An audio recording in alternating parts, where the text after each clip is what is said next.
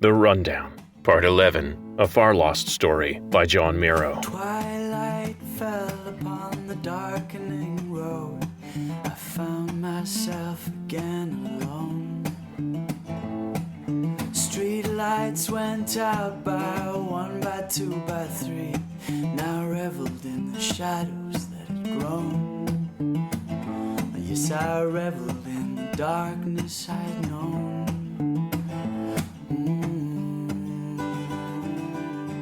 The light hurt his eyes. That was Nick's first indication he wasn't dead. Then the screaming. High-pitched manta screaming. It hurt too and woke him the rest of the way up. He tried to open his eyes. It took a little doing.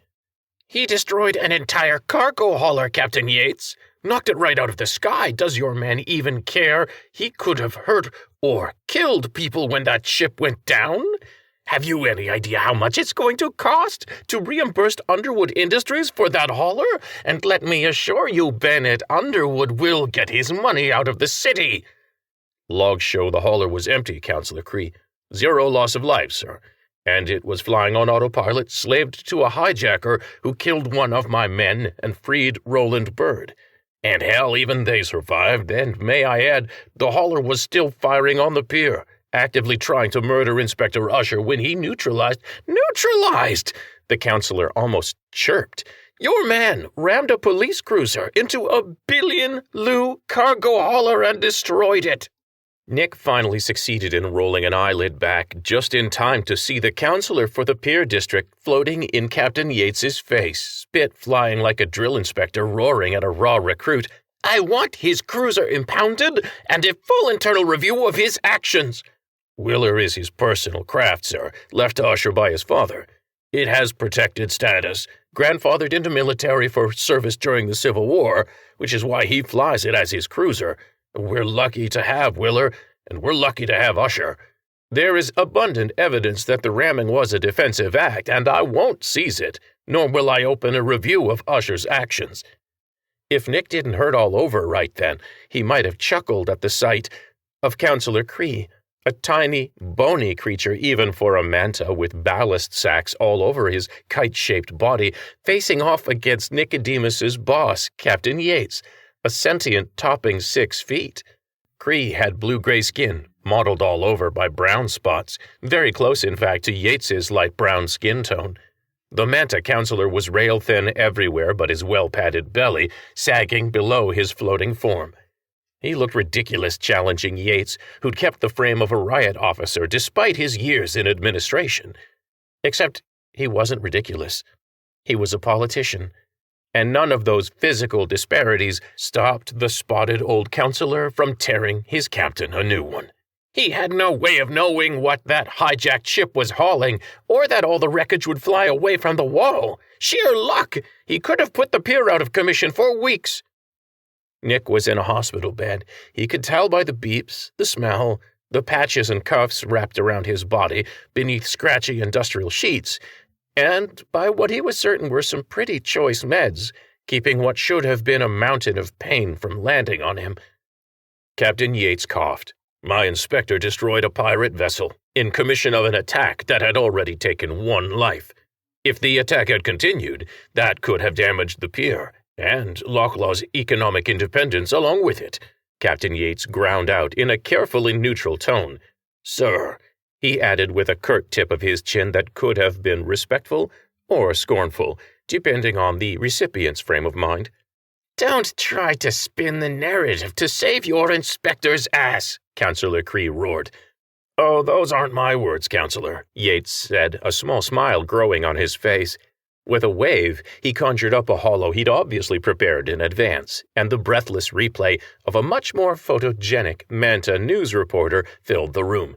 "The scene here on the pier just hours ago, as Police Inspector Nicodemus Usher fought courageously against incredible odds to again defend this city. This marks the 2nd time in less than a year that Inspector Usher's bravery has protected Lochlaw. Viewers will remember that it was Usher who saved City Councillor Bennett Underwood from an assassin's blade in front of City Hall during his famous speech opening the controversial economic talks with Haven SG. The first fruits of those talks arrived this morning in the form of an official delegation from the System Guard-controlled city. The Manta reporter's two tails pointed to inset images on either side of its body. To the left, a blurry still frame of Nick disarming a burly man in pier work clothes with a long, ugly knife. To the right, image from a security camera above the pier showing a freeze frame of Willer blowing through the hijacked Underwood Industries hauler. Kreese snarled and waved one of the graspers beside his mouth through the holofield, and both images disappeared in a puff of animated smoke. Nick groaned. So Bennett Underwood, Locklaw's beloved human counselor, had come back into his life. If Nick wasn't so tired, he'd be really, really angry. Counselor Kree heard the groan and whipped around, his tail slapping across Captain Yates's chest. Kree pointed a gnarled mouth grasper again.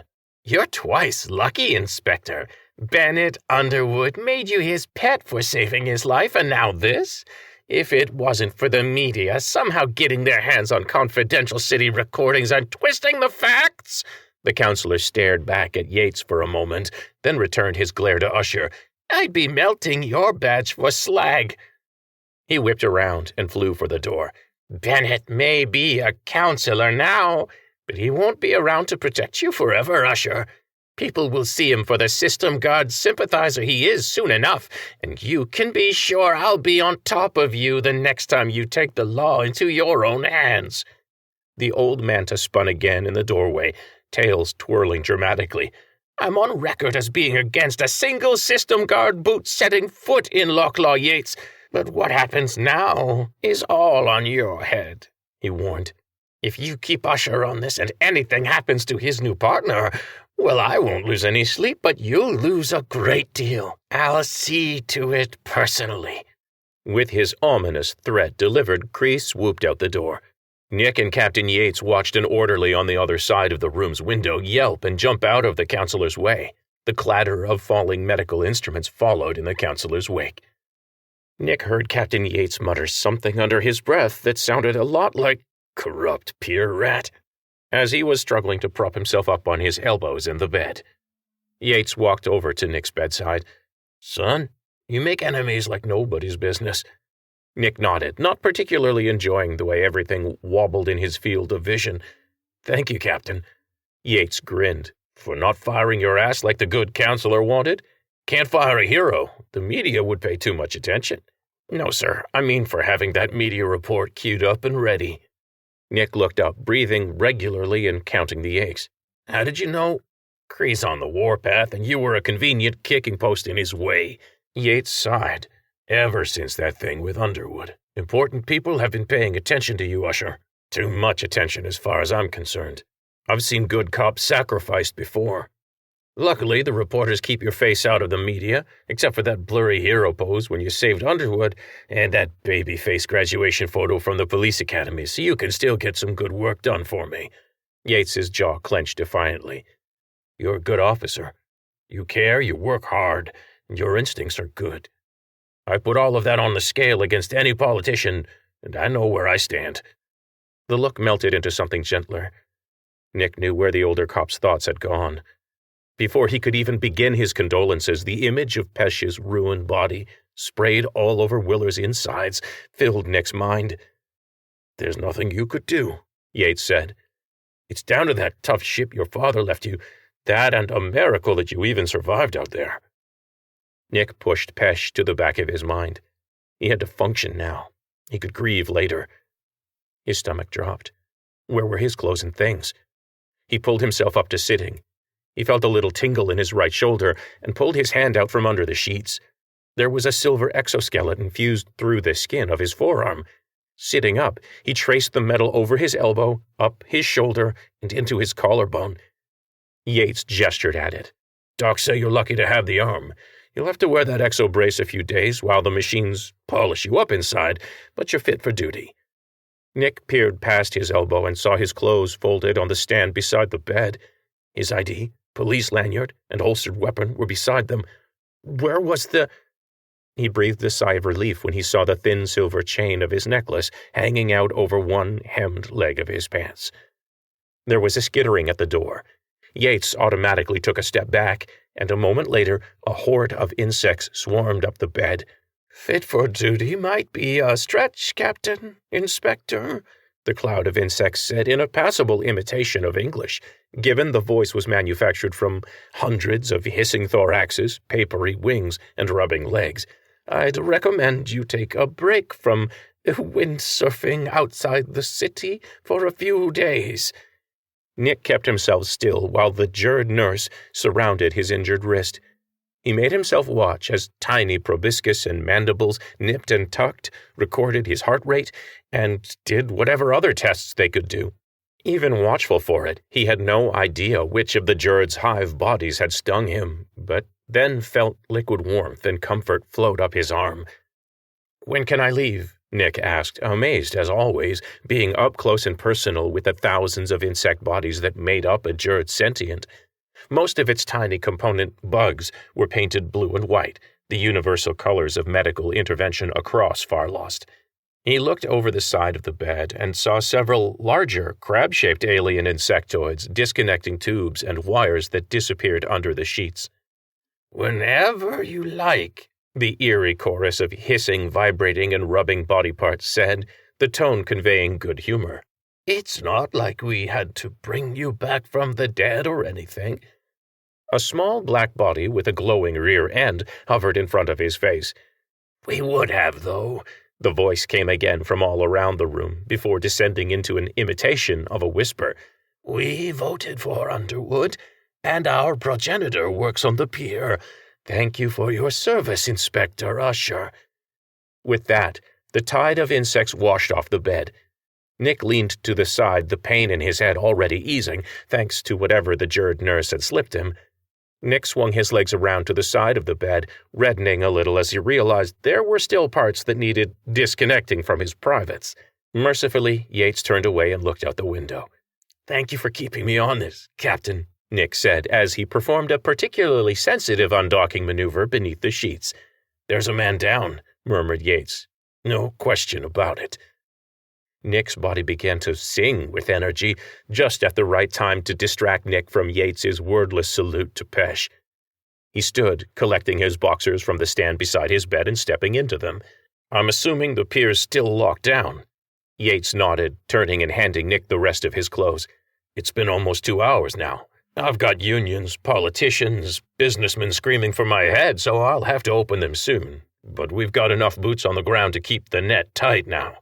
Bird and his accomplice won't be boarding any ship in Piertown if we have any say." Nick tossed the pile on the bed and donned his pants and shirt quickly. He marveled how his pain was disappearing faster than Atmo through a leaking airlock. He remembered Counselor Kree's last taunt. "All due respect, Captain. Task me a few uniforms, but I don't have time to break in a new partner." Yates said nothing. Nick looked up as he pressed the two halves of his white shirt together, sealing them halfway up. He collected his tie and the silver necklace from the bed, looping the necklace quickly around his neck and sealing the shirt the rest of the way up over top it. The captain was grimacing as Nick flipped up his collar to slip his tie underneath. Nick frowned back as he knotted his black tie on automatic. Something in Yates's look stood the hairs on the back of his neck up. "What's really up with this partner, Captain?" Nick reached behind him for his holster, feeling suddenly naked without his service weapon. Both men tuned into it at the same time. The thrum of activity in the busy hospital hallway outside the room had disappeared. Hospitals never got quiet, not like that. Nick grabbed his tan suit jacket and took a step toward the door to investigate. He froze not 2 steps from the bed. A man in a black uniform blocked the door. Asiatic folds around his eyes, blonde hair and stubble, solid jaw. About as big as Yates, but younger, 30s or 40s true biological age. The uniform drew Nick's eyes back down. His brain reset. He studied it in part since he couldn't make sense of the whole, standing here in a Lockla hospital room. Matte black uniform, an absence of color that sucked the light from the room. Form-fitting, armored like Nick's own plainclothes uniform, he had no doubt. Shoulder patch with an insignia he recognized. He skipped over it before his brain reset again. Belt around the middle with obvious empty areas, no doubt reserved for a holster, ammunition, gear. High collar, cuffs over the back of the hands, maybe designed for space duty. The armor showed more in the legs, which were sealed into what looked like powered boots. Definitely space duty, but this wasn't a dock uniform. Oh no, not a police uniform, not a strike team ready suit. Nick saw that familiar insignia again on the man's chest with an ID plate below it. A gold circle, with rays poking out all around. The sun medallion. This time Nick let himself believe what he was seeing. How was it even possible, he wondered, but his mind was already filling in the blanks. Bennett Underwood's talks with Haven SG were getting underway. This was real. This was happening. His lips curled back in disgust. Yates cleared his throat behind him. Nicodemus Usher, meet your new partner. He cleared his throat again. Officer Donald Tyson, System Guard.